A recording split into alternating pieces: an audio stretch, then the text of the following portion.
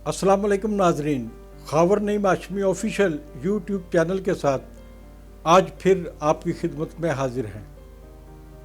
हमारे पास कहानियों के लामुतनाही सिलसिले हैं जो जब तक ज़िंदगी रही आपको ये कहानियाँ सुनने को मिलती रहेंगी। मेरी तो बस यही गुजारिश है कि Khawar Naeem Hashmi official YouTube channel को सब्सक्राइब करें, इसको लाइक करें और अपने दोस्तों और ग्रुपों में इसको फॉरवर्ड करें। आज हम आपको मलका तरन्नुम नूर जहान के बारे में एक दिलचस्प कहानी सुनाएंगे। मलका तरन्नुम नूर जहान की खूबियों के बारे में बहुत सुना है मैंने। लोग बताते हैं कि वो बहुत फराख दिल थी, दरिया दिल थी, गरीबों की मदद किया करती थी और गरीब लड़कियों के जहेज़ बनाकर दिया करती थी। इस तरह बहुत सारी खूबियाँ उनके जो जानने वाले हैं वो बयान करते हैं मलका तरन्नुम नूर जहान के हवाले से। लेकिन मलका तरन्नुम नूर जहान की ज़िंदगी का वो पहलू भी है जो आपने सादत हसन मंटो के अफसाने नूर जहान सुरूर जहान में पढ़ा। मैं समझता हूँ कि जो कहानी मैं आपको सुनाने जा रहा हूँ वो मंटो की कहानी से बहुत आगे की कहानी है। ये वाक़या जो मैं आपको सामने बयान कर रहा हूँ ये उस वक्त का है जब मलका तरन्नुम नूर जहान ने एजाज दुरानी से तलाक ली थी। इन्हीं दिनों में नूर जहान ने गुजरात से ताल्लुक़ रखने वाले एक शख्स को अपना ड्राइवर रखा। वो ड्राइवर नूर जहान से इश्क करने लग गया और उसका ख्याल था, वो इतनी शिद्दत से नूर जहां से इश्क करता था कि उसका ख्याल था कि नूर जहान किसी दिन उसे कहेगी कि आड़िया असी आपस में ब्याह क्यों ना कर लिए। अपने इस इश्क की दास्तान उसने गुजरात में अपने गांव के लोगों को भी सुना रखी थी और गांव के लोगों को उसने उल्टी कहानी सुनाई थी।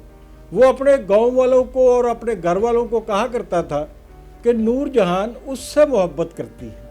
फिर एक वक्त आता है कि नूर जहान उस ड्राइवर को छोड़ देती है। वो ड्राइवर वापस अपने गांव गुजरात चला जाता है और जाते ही वो बीमार हो जाता है और बिस्तर पर जा लगता है। उसके घर वाले यही समझते हैं कि चूँकि नूर जहान इससे इश्क करती थी या ये नूर जहान से इश्क करता है और नूर जहान की जुदाई ने इसको बीमार कर दिया है। उस ड्राइवर का एक बेटा था जो ये सब कुछ देख रहा था, ये सब कुछ सुन रहा था। तो अपने बाप के इश्क की नाकामी का बदला लेने के लिए वो गुजरात से लाहौर चला आता है। लाहौर आने के बाद वो एक फिल्मी रसाले उजाला में नवीद भट्ट नामी फिल्मी सहाफ़ी का शागिर्द हो जाता है और लाहौर के निगार खानों तक रसाई हासिल कर लेता है। इसी दौरान वो एक चालाक नौजवान था। उसने दोस्तों का एक हलका बनाया और एक फर्जी हाउसिंग सोसाइटी के अखबारात में इश्तहारात छपवाए। ये फर्जी हाउसिंग सोसाइटी उसने इस्लामाबाद में कायम की थी। कुछ ही अरसे के बाद उसके हाथों में नोटों के ब्रीफ केस नज़र आने शुरू हो गए। वो नौजवान जो खाली जेब गुजरात से लाहौर आया था रातों रात अमीर हो गया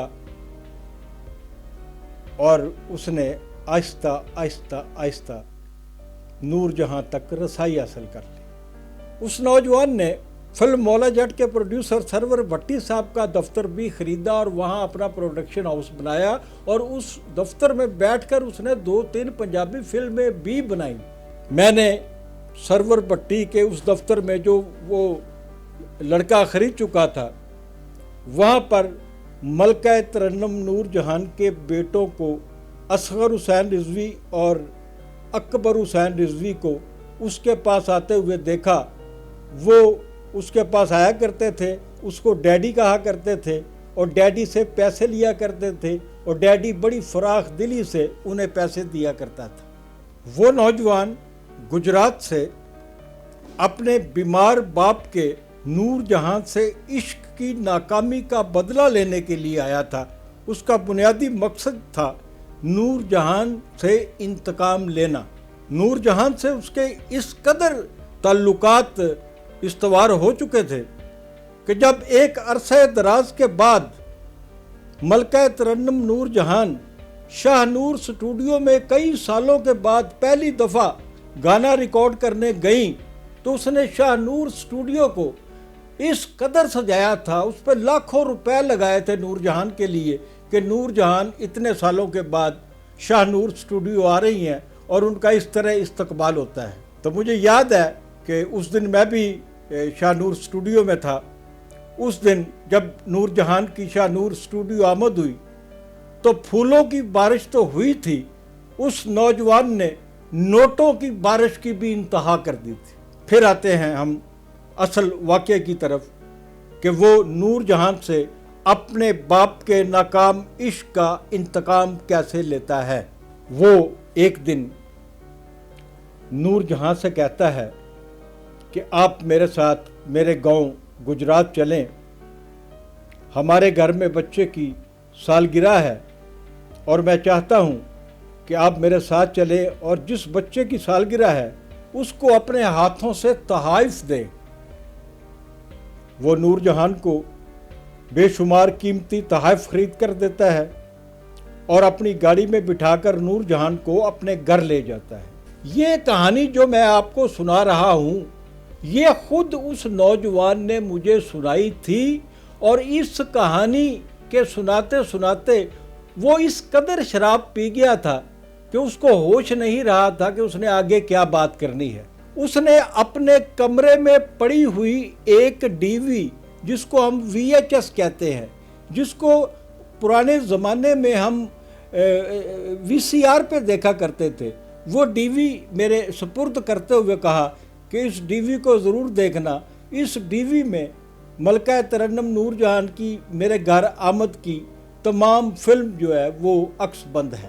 میں ایک دن اس ڈی وی کو VCR پہ دیکھتا ہوں، ملکہ ترنم نور جہان اس نوجوان کے گھر میں موجود ہیں، تمام اہل خانہ اور رشتہ دار جن میں خواتین کی تعداد بہت زیادہ ہے، بچوں کی تعداد بہت زیادہ ہے، وہاں پر موجود ہیں، اور نور جہان جو ساڑی پہنے ہوئے تھی وہ بچوں میں مسکراہٹیں بکھیر رہی ہیں اور بچوں کو تحائف تقسیم کر رہی ہیں۔ ملکہ ترنم نور جہان نے خواتین کی فرمائش پر وہاں ایک گیت بھی سنایا تھا۔ یہ میں ڈی وی میں دیکھ رہا ہوں۔ ڈی وی کا اگلا حصہ، وہ نوجوان نور جہان کو لے کر اس کمرے میں پہنچتا ہے جہاں اس کا بیمار باپ لیٹا ہوتا ہے۔ وہ کہتا ہے نور جہان سے کہ آئیں میں آپ کو اب اپنے بہو جی سے ملواؤں، یعنی کہ ابا جی سے ملواؤں۔ نور جہان اپنے سابقہ ڈرائیور اور اس کے باپ کے کمرے میں داخل ہوتی ہیں، ایک طائرانہ نظر کمرے پہ ڈالتی ہیں، اس کے بعد ان کے پاؤں چھوتی ہیں اس کے باپ کے۔ جب نور جہان اپنا چہرہ اس نوجوان کے باپ کے قدموں میں رکھتی ہے، یعنی اپنے سابق ڈرائیور کے قدموں میں رکھتی ہے، تو اس بیمار بوڑھے کی آنکھ سے ایک آنسو ٹپکتا ہے اور وہ آنسو اسی کی آنکھ میں جذب ہو جاتا ہے۔ یہ نوجوان جس نے نور جہاں سے اس طرح انتقام لیا، اس کا نام تھا عارف سہیل، اور اس نے لاہور میں ایک شادی شدہ اور اپنے سے بڑی عمر کی عورت سے شادی بھی کی تھی، اور اس عورت کے جوان بچے بھی تھے۔